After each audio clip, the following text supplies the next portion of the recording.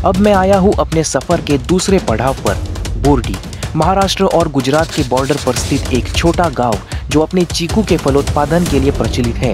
और यहाँ मुझे मिली है एक प्राइवेट फार्म का अन्वेषण करने की इजाज़त।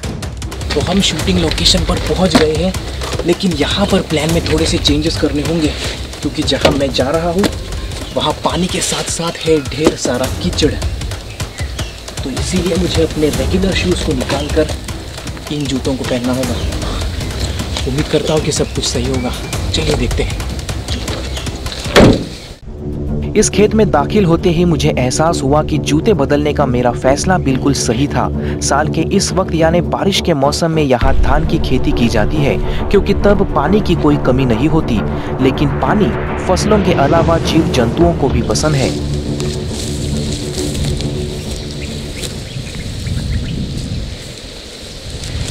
यहाँ के जो स्थानिक लोग हैं वो इन शेल्स को इस तरह के पानी से ढूंढ कर निकाल कर लाते हैं, और इनके अंदर जो जीव होता है उसे वो लोग बड़े चाव से खाते हैं। जैसे कि ये आप देख रहे हैं, इसके अंदर एक जीव है। कुछ समय के बाद ये धूप में आने के बाद मर जाते हैं, लेकिन फ़िलहाल तो यहाँ पर पानी है तो ये मौजूद है, और जब वो मर जाते हैं तो खाली खोल बच जाता है।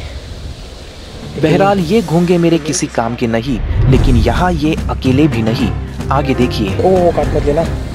मैं अभी बोर्डी में एक प्राइवेट फार्म का अन्वेषण कर रहा हूँ, और तभी मुझे घास में कुछ हरकत नजर आई। नजदीक से देखने पर सामने आया खेतों में रहने वाला एक आम सांप। सर इसे देखिए, मुझे यहाँ पर मिला है एक इंडियन रैट स्नेक का नौजवान बच्चा। वैसे बच्चा नहीं कह सकते इसे, लेकिन हाँ ये एक वयस्क रैट स्नेक नहीं है। ओह, काट मत लेना। जब भी सांप का मुंह मेरे हाथ के पास आता है तो मुझे एक तरह से घबराहट होती है, लेकिन अच्छी बात है कि ये उतना एग्रेसिव नहीं है। वाह, अमूमन रैट स्नेक्स जो है वो 7-8 फीट तक बड़े हो सकते हैं, लेकिन अगर इन्हें अच्छा सा खाना मिल जाए और रहने के लिए अच्छा परिवेश मिल जाए तो ये लगभग 13 फीट तक भी बड़े हो सकते हैं।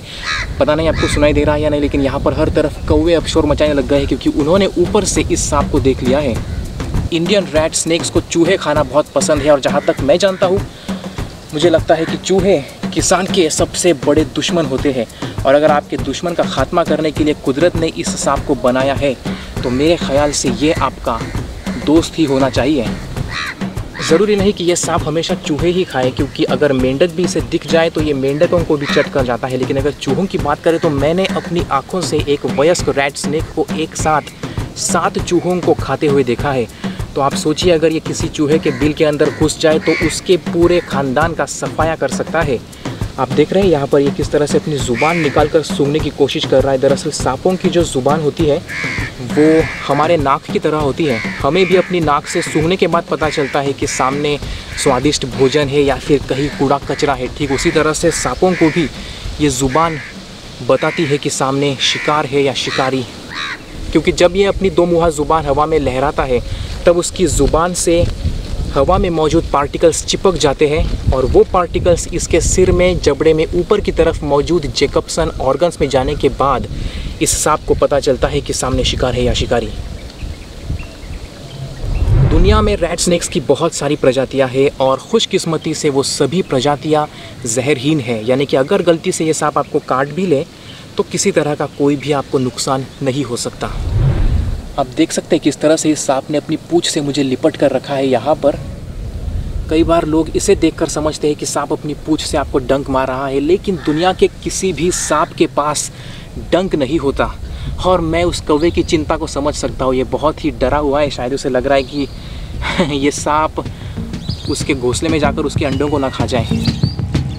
इस सांप को यहाँ पर देखकर मुझे उतनी हैरानी नहीं हुई, क्योंकि यहाँ पर मैंने आने के बाद से नोटिस किया है बहुत सारे मेंढक हैं जो इस घास के अंदर छुप कर बैठे होते हैं, और मेंढक ही हैं जो इस जैसे सांपों को यहाँ पर आकर्षित कर देते हैं। तो चलिए मैं इसे वहीं पर छोड़ देता हूँ ताकि ये अपनी जिम्मेदारी को निभाए, यानी कि मेंढकों को खा जाए, और अगर इसे चूहा दिखे तो वो उन चूहों को भी हजम कर जाएगा। मुझे ये बिल दिखाई नहीं था छोड़ते वक्त। ये सांप पूरा का पूरा इस बिल के अंदर चला गया। ये काफ़ी बड़ा बिल है, तभी तो पूरा सांप समा गया है। यहाँ पर भी एक बिल है, और ये दोनों बिल यहाँ कहीं पर आपस में मिलते होंगे। इसका मतलब ये है कि ये सांप इस इलाके से अच्छी तरह वाकिफ़ है। मैं तो सोच रहा था कि वो पानी में लहराते हुए जाएगा, लेकिन ज़रूरी नहीं कुदरत में जो आप सोचे वही हो, क्योंकि कुदरत आपके नहीं अपने हिसाब से चलती है। पहली नज़र में देखने पर यह माहौल सुहाना लग सकता है, लेकिन यकीन मानिए कीचड़ भरी इस जमीन पर चलना उतना खुशगवार नहीं होता।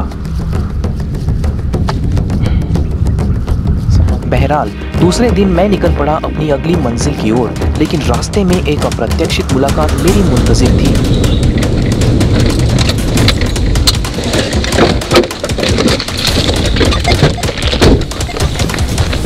जरा इससे देखिए, यहाँ पर ये है स्ट्राइप्ड कीलबैक।